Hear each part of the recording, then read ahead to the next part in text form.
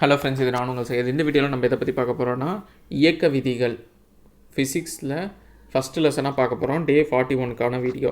So இதில் என்னென்ன areas மட்டும் கான்சன்ட்ரேட் பண்ணணும்னு மட்டும் நான் சொல்லிக்கிறேன். பேஜ் நம்பர் 2ல் பார்த்தீங்கன்னா 1.2 நிலைமம் அப்படின்னு கொடுத்துருப்பாங்க. இந்த நிலைமத்தில் ஃபார்முலா என்னங்க, டெஃபினிஷன் என்னன்னு கொடுத்துருப்பாங்க. ஒவ்வொரு பொருளும் தன் மீது சமன் செய்யப்படாத புறவிசை ஏதும் செயல்படாத வரையில் தனது ஓய்வு நிலையிலோ அல்லது சென்று கொண்டிருக்கும் நேர்கோட்டு இயக்க நிலையிலோ மாற்றுவதை எதிர்க்கும் தன்மையை தான் நிலைமம்ங்கிறோம். ஸோ இது ரொம்ப இம்பார்ட்டண்ட்டு.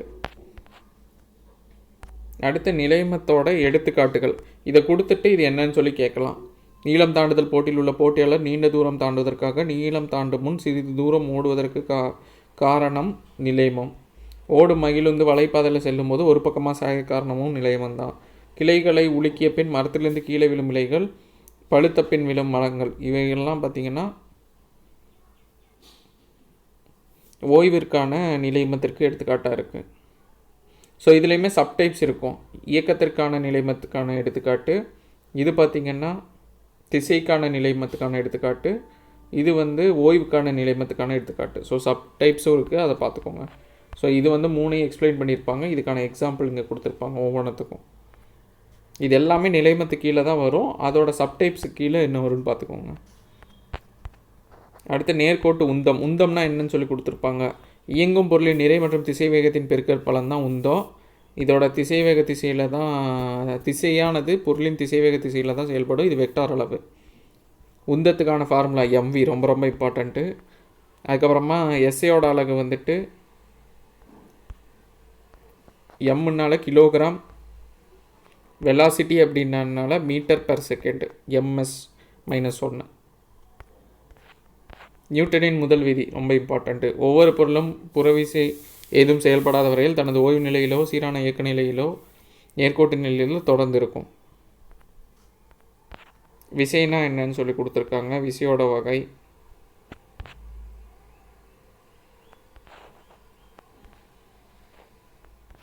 சரி இந்த பேஜஸ்லாம் அவ்வளோ இம்பார்ட்டன்ட் இல்லை. டேரெக்டாக அடுத்து திருப்புத்திறன்னா என்னன்னு பார்த்துக்கோங்க. ரிப்பீட்டடாக கேட்டே இருப்பாங்க.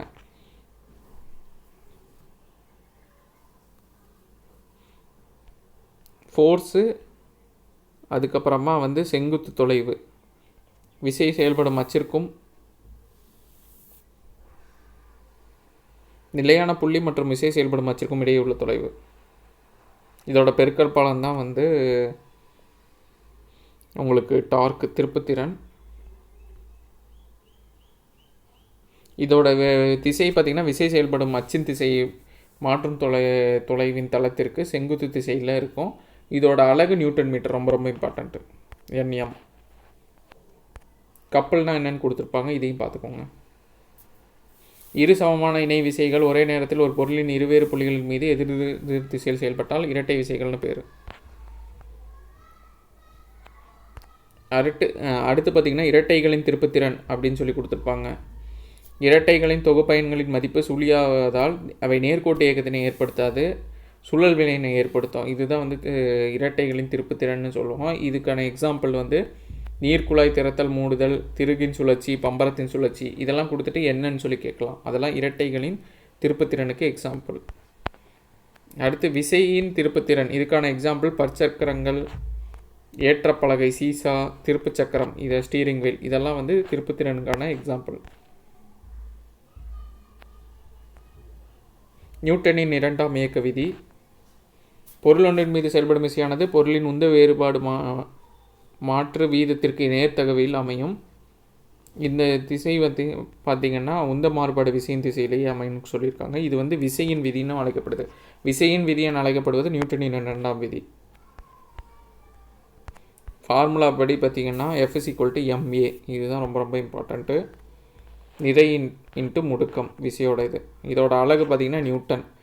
சிஜிஎஸில் டைனுன்னு சொல்லுவாங்க. ஒரு நியூட்டனின் அளவு பார்த்திங்கன்னா 1 kg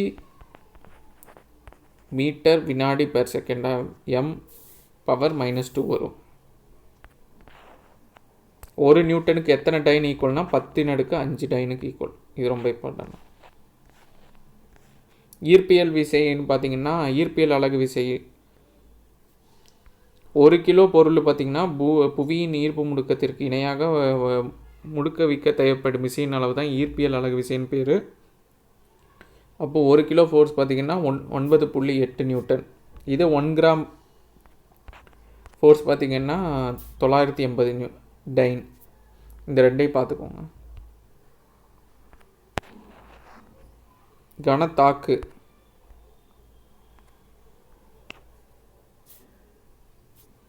மிக குறைந்த கால அளவில் மிக அதிக அளவில் செயல்படும் விசைக்கு தான் கனத்தாக்கு விசைன்னு பேர். இதுக்கான ஃபார்முலா ஃபோர்ஸ் இன்ட்டு டைம்.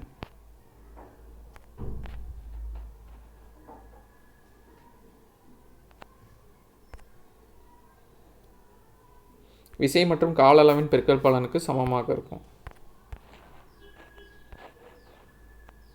எடுத்துக்காட்டு கொடுத்துருக்காங்க. கிரிக்கெட் விளையாடும் போது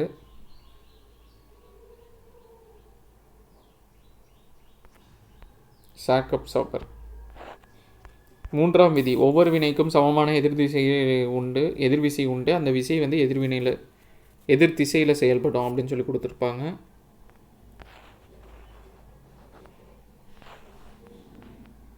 ஸோ இதுக்கான எக்ஸாம்பிள் துப்பாக்கி சுடுதல், நீரினை பின்னோக்கி தள்ளுதல், ஸோ எல்லாமே இருக்கும். ராக்கெட்டும் வந்து இந்த தத்துவத்தின் அடிப்படையில் தான் இயங்குது. நேர்கோட்டு உந்த அழிவின்மை விதி. ஸோ டெஃபனிஷன் பார்த்துக்கோங்க. அடுத்து இந்த formula m1v1 + m2v2 = m1u1 + m2u2. Rocket ஏவுதல் நிகழ்வு, நியூட்டனின் 3ஆம் விதி. எஸ்கேப் வெலாசிட்டினா என்னன்னு சொல்லி கொடுத்துருப்பாங்க.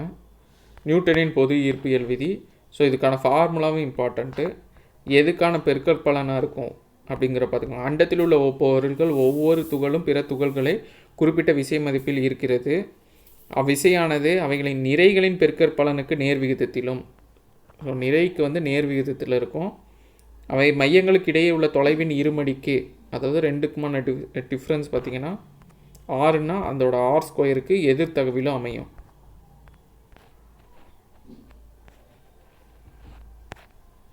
அப்போ ஃபைனல் ஃபார்முலா பார்த்திங்கன்னா F = G × m1m2/r².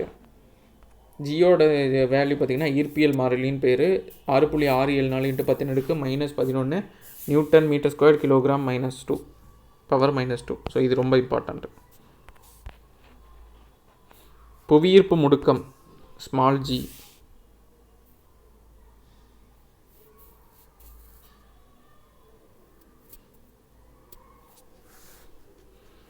சராசரி மதிப்பு 9.8 மீட்டர்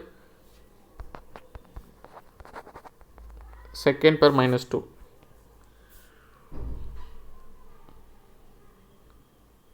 ஜியோட மதிப்பு புவியோட அனைத்து இடங்களும் ஒரே மாதிரி தான் இருக்கும்.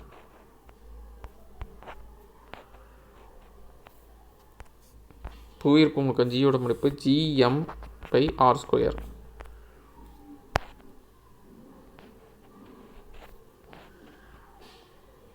புவியின் நிறை மதிப்பு பார்த்திங்கன்னா எம்மோட வேல்யூ 5.972 × 10⁻24 கிலோகிராம். ஸோ இந்த வேல்யூ ரொம்ப ரொம்ப இம்பார்ட்டண்ட்டு. புவியீர்ப்பு முடுக்கம் ஜின்னு பார்த்திங்கன்னா பூமியின் ஆரத்தை சார்ந்து அமையும், ஆரை பொறுத்து அமையும்.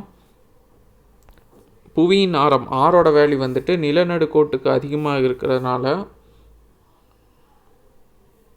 புவியீர்ப்பு முடுக்கம் வந்து குறைவாக இருக்கும் நிலநடுக்கோட்டில். இதே துருவ பகுதியில் வந்து ஆர் வந்தோட வேல்யூக்கு வந்து கம்மியாக இருக்கிறனால ஜியோட வேல்யூ அதிகமாக இருக்கும்.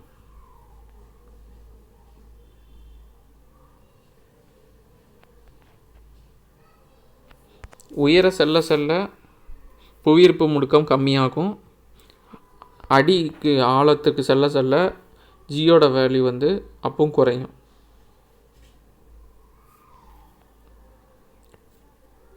புவியோட மையத்தில் ஜியின் மதிப்பு சுழியாகும், 0 ஸோ இது ரொம்ப இம்பார்ட்டண்ட். சென்ட்ரலில் 0.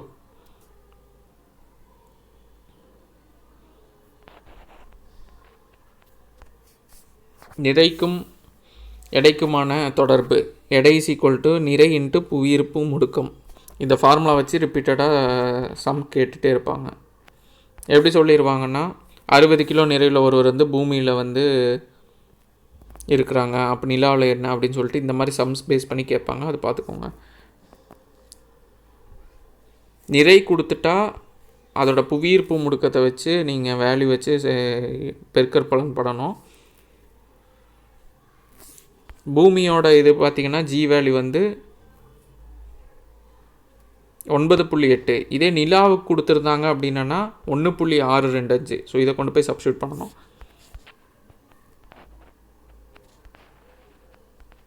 நிறை மாறாது, எடை வந்து ஒவ்வொரு கோளுக்கும் மாறும்.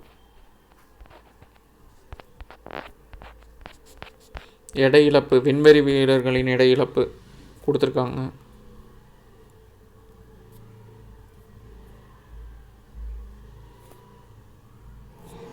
அவரோட முடுக்கம் பார்த்திங்கன்னா விண்வெளி முடுக்கத்திற்கு சமமாக இருப்பதால் தடையின்றி விழும் நிலையில் இருக்கிறாரு, ஃப்ரீ ஃபால் இருக்காரு. அதனால் வந்து அவருக்கு எடையே இருக்காது. ஸோ அதனால் எடை இழப்புங்கிறோம்.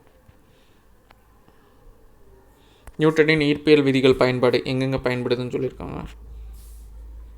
அண்டத்தில் உள்ள விண்வெளி பொருட்கள் பரிமாணங்களை அளவிட பொது ஈர்ப்பியல் விதி பயன்படுது. நிறை, ஆரம், புவியீர்ப்பு முடுக்கம் இதெல்லாம் கண்டுபிடிக்க, விண்வெளி கோள் கண்டுபிடிக்க,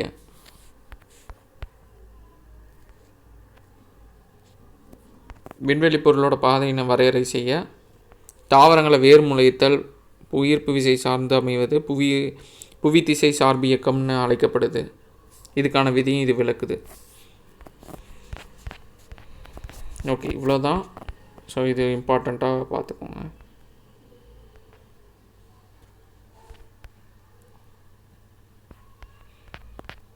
ஸோ இந்த வீடியோ யூஸ்ஃபுல்லாக இருக்கும்னு நம்புகிறேன். அப்கமிங் வீடியோஸில் அப்கமிங் லெசன்ஸ் பார்க்கலாம். தேங்க்யூ.